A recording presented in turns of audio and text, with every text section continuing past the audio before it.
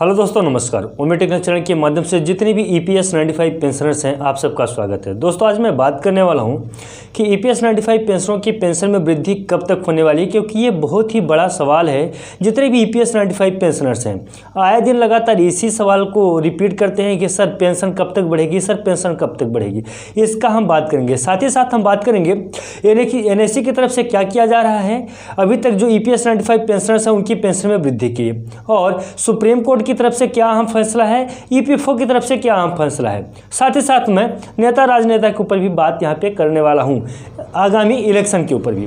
तो दोस्तों, सबसे पहले मैं आपसे यहाँ पे कुछ बात करूँगा पर्सनली मैं ये बात करूंगा कि चलो ठीक है, मैं समझ में आता है एक वीडियो बनाने में कोई वक्त नहीं लगता, कोई समय नहीं लगता, ये आप लोग सोचते हैं। लेकिन जो व्यक्ति YouTube पे आके वीडियो बनाता है, वीडियो को शूट करता है, फिर वीडियो को एडिट करता है, उसे चैनल पे जो तो अपलोड करता है, पब्लिश करता है, उसका थंबनेल बनाता है, टाइटल बनाता है, ये बहुत सारी कैटेगरी होती है। इतना सब कुछ करने के बाद भी आप लोग उसे फेक न्यूज़, ये न्यूज़, वो न्यूज़ डिमोटिवेट कर देते हैं। आप एक प्रकार से ये भी बोल सकते हैं।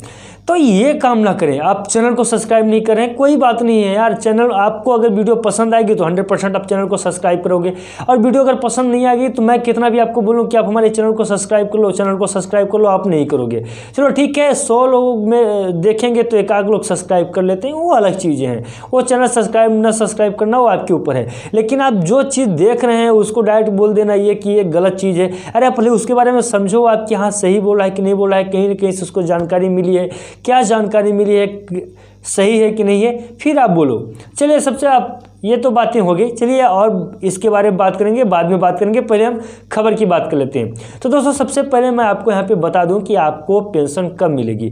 तो सबसे पहले मैं ये बता दूं कि अभी हाल ही में जो श्रम मंत्री की तरफ से कमेटी का गठन होना है, श्रम मंत्रालय की तरफ से जो कमेटी का गठन होना है वो होगा फरवरी में।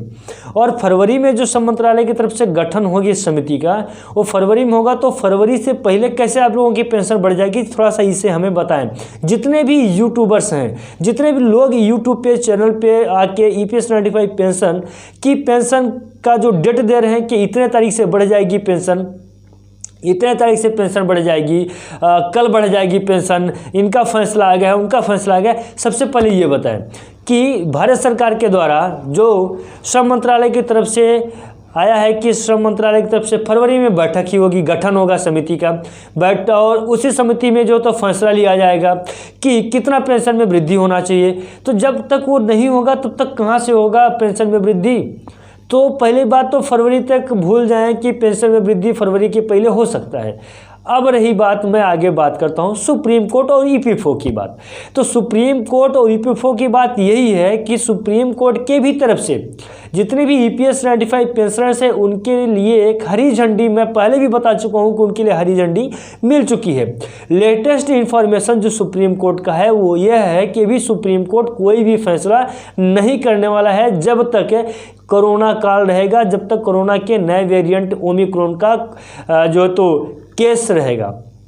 उन्होंने साफ और स्पष्ट रूप से इसका नोटिफिकेशन मैंने आज अपने वीडियो में बता दिया है आप लोगों को। इसके बावजूद भी लोग बता रहे हैं कि ये सुप्रीम कोर्ट का फैसला आ गया, सुप्रीम कोर्ट का फैसला हो चुका है। सुप्रीम कोर्ट का ये 6 तारीख की रिपोर्ट है, 6 तारीख को ही आ गया है। इस चीज़ को याद रखें आप लोग, 6 तारीख को ही सुप्रीम कोर्ट ने 7 तारीख से, यानी कि 7 तारीख से स्टार्ट कर दिया है कि भाई 6 तारीख को ये फैसला निकाल दिया, 7 तारीख से स्टार्ट कर दिया कि भाई मैं फैसला नहीं ले सकता हूँ।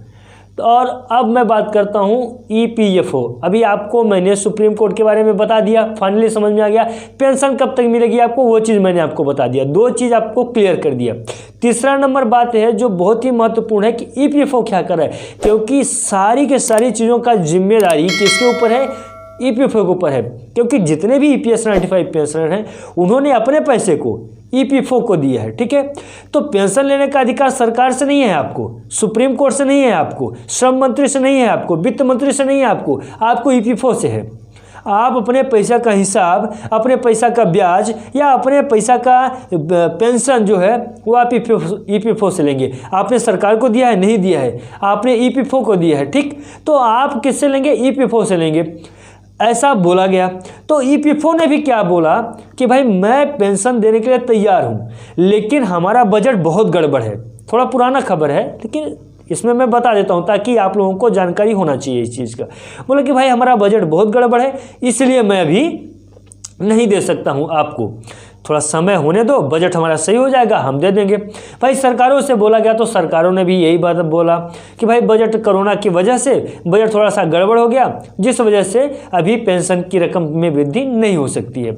चलो ठीक है, एक साल निकल गया, नहीं वृद्धि, अब अगले साल आ गया, महंगाई चरमोकस पे है। जो 1 रुपये का सामान मिलता था आज वो 5 रुपये का मिल रहा है, यानी कि 3 रुपये से तो प्लस ही हो गया है।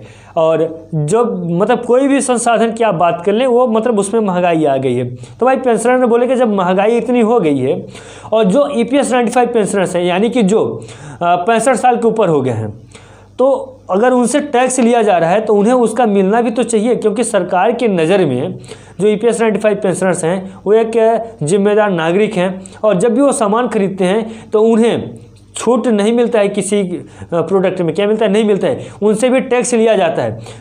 तो वो बोलते हैं कि जो हमारा पेंशन का रकम पैसा EPFO के पास में है उसमें भी हम कोई छूट नहीं देंगे, हमें भी बढ़ी हुई पेंशन की रकम चाहिए। और भी कहानियां हैं इसमें जुड़ी हुई हैं, वो चीज़ मैंने सिर्फ और सिर्फ समझाने के लिए आपको मैं बता रहा हूँ, आप थोड़ा समझने की कोशिश करिएगा, बस हो गया।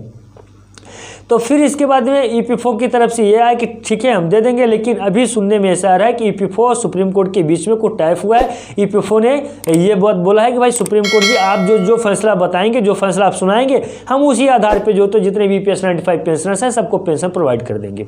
अब उसमें उन्होंने हालांकि 4 जो तो कैटेगरी बना दिया है, बोले कि मैं तो 3,000 रुपये पेंशन दूंगा, 5,000 दूंगा, 7,500 दूंगा, 9,000 दूंगा, क्योंकि कुछ लोग 3,000 के कैटेगरी में आते हैं, कुछ लोग 5 के कैटेगरी में आते हैं, कुछ 7.5 के और कुछ 9 के कैटेगरी में आते हैं। तो भाई मैं तो सबको अलग अलग डिवाइड कर लिया हूँ, डाटा बना लिया हूँ, मैं अपने डाटे के हिसाब से सबको दूंगा। तो भाई ये चीज़ है, मैं पेपर आपको दिखा दूंगा और आप पेपर देखने के बाद में जब आप सेटिस्फाई हो जाएगा तो बोलिएगा, तो मैं वैसी हिसाब से आपको मतलब जितने भी EPS 95 पेंशनर्स हैं उनको पेंशन देना स्टार्ट कर दूंगा। तो भाई ये तो हो गया सुप्रीम कोर्ट का और इसका EPFO का। करते हैं अहम बात वित्त मंत्री राज्य मंत्री की तरफ से क्या क्या बातें, यहाँ से भी यही अपडेट निकल के आ रही है कि भाई ये लोग भी सहमति भर दिए हैं, ये लोग भी सब कोई भी ये चाहते हैं, आश्वासन दिए हैं कि EPS 95 पेंशनों की पेंशन में वृद्धि हो जाएगी। NSE की तरफ से एक महत्वपूर्ण जो है तो फैसला लिया जा रहा है कि NSE की टीम की तरफ से ये महत्वपूर्ण फैसला है कि जितने भी EPS 95 पेंशनर्स हैं उनका हक दिलाने के लिए, बढ़ी हुई पेंशन की रकम दिलाने के लिए NSE कुल मिला के एक रणनीति बना रही है, पूरा अपना रणनीति को सेटअप कर रही है, और रणनीति के तहत बहुत ही जल्द या तो बड़ा आंदोलन या तो बड़ा रैली करने की तैयारी में है। और सरकार से तो हम नहीं बोल सकते हैं, लेकिन जितने भी पेंशनर्स हैं उनसे मुलाकात करके अपने रणनीति का एक ब्यौरा है बता दिया गया है। तो हो सकता है बहुत ही जल्द NSE की तरफ से ये भी आपको देखने को मिल जाए कि अलग ही प्रकार का पहल जो EPS 95 पेंशनरों को उनका हक दिलाने में शायद कारगर साबित हो जाए। अब मैं आपको बात कर दूं EPS 95 पेंशनर्स, तो बहुत जगह पे EPS 95 पेंशनरों ने ये बोला है कि हम जो तो धरना धरेंगे, रैली करेंगे EPFO ऑफिस का। तो हो सकता है कि अभी तो ठंड भी बहुत ज़्यादा है, कोरोना काल का बढ़ता प्रभाव को देखते हुए हो सकता है कि धरने को, रैली को स्थगित कर दें, लेकिन बहुत ही जल्द आपको धरना रैली भी देखने को मिलेगी, क्योंकि पेंशन में वृद्धि जब तक नहीं होगी तब तक ये लोग चुप बैठने वाले नहीं हैं। इनका कहना है कि जो 5 राज्यों में चुनाव है तो चुनावी माहौल को देखते हुए इसी बीच में वो अपना काम करा ले तब तो ठीक है, और अगर इस बीच में काम नहीं करा पाए और ये समय अगर उनके हाथ से निकल गया तो आगामी समय में वो अपने उनका जो हक वो बोलते हैं EPS 95 4 सूत्री मांगों को पूरा नहीं करवा सकते हैं। तो ये एक महत्वपूर्ण पहल है, महत्वपूर्ण समय है उनके लिए, जितने भी EPS 95 पेंशनर्स हैं। दोस्तों आज तक का जो खबर है, पूरा ब्यौरा है, मैंने आपको अपने इस वीडियो के माध्यम से दे दिया है। और दोस्तों आप लोग जो तो चैनल को सब्सक्राइब नहीं कर रहे हैं, क्या प्रॉब्लम है, कुछ दिक्कत है मेरी तरफ से? मेरे वीडियो मैं जो बनाता हूँ इसके लिए मैं वीडियो को बहुत ही साफ और स्पष्ट भाषा में आपको समझाता हूँ, ताकि वीडियो समझ में आए, वीडियो का जो कॉन्सेप्ट है वो चीज़ आपको समझ में आना चाहिए। और जो पेंशन कब से बढ़ेगी, कब से नहीं बढ़ेगी, ये तो मैं बताऊँगा आपको कि क्या क्या अपडेट है वो तो मैं बताता हूँ, साथ ही साथ फ्रैंक भाषा में, बहुत ही नॉर्मल और सिंपल भाषा में आपको समझाने की कोशिश करता हूँ ताकि हमारी बात आपको समझ में आ जाए। और टोटल मैं बात बता देता हूँ भाई, यहाँ से ये अपडेट है, यहाँ से ये अपडेट है, एक ही वीडियो में बता देता हूँ, शॉर्ट एंड स्वीट, बहुत छोटा टॉपिक में 3-4 चीज़ों को मैं रख लेता हूँ और उन्हीं चीज़ों के बारे में मैं फटाफट आपको बता देता हूँ। आपका टाइम भी बचता है और साथ ही साथ में वीडियो भी बन जाता है। तो दोस्तों अब मैं तो आपसे यही रिक्वेस्ट करूंगा कि अगर अभी तक आपने हमारे चैनल को सब्सक्राइब नहीं किया है तो सब्सक्राइब कर लें, बाकी आपकी मर्जी है। चैनल को सब्सक्राइब कर लेंगे तो मुझे प्रसन्नता होगी, और मुझे प्रसन्नता होगी तो मैं और खुशी के साथ में और तेज़ी से आपके लिए वीडियो बनाऊंगा, और अच्छा वीडियो बनाऊंगा, और मेहनत करूंगा, और बाकी आपके ऊपर ही है। अगर मेरा रिक्वेस्ट है, अगर वीडियो को लाइक कर दें और वीडियो को शेयर कर दें तो इससे बड़ी बात तो कुछ हो ही नहीं सकती है। तो दोस्तों चलिए मिलते हैं किसी नए वीडियो में और नए